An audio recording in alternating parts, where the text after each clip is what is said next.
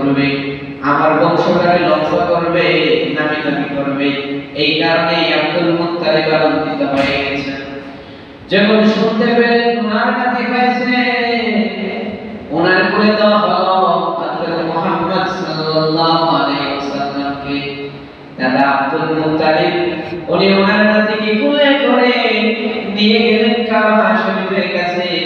ইয়া আল্লাহ তাআলার শুকরিয়া আদায় করলেন, আল্লাহ আমার বংশধরে নামি দামি করার জন্য একটা মানুষ আপনি পাঠাইছেন, আমার নাতি পেয়ে আমি খুশি। আজকে আমি তার নাম রাখলাম মুহাম্মদ। এই নামটা কে রাখছেন? দাদা আব্দুল মুত্তালিব।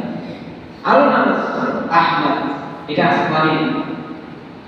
আরো এক নাম আছে মুস্তাফা, মুর্তজা, ইয়াসিন, তোহা, এই ধরনের বহু নাম আল্লাহর নবীর আছে।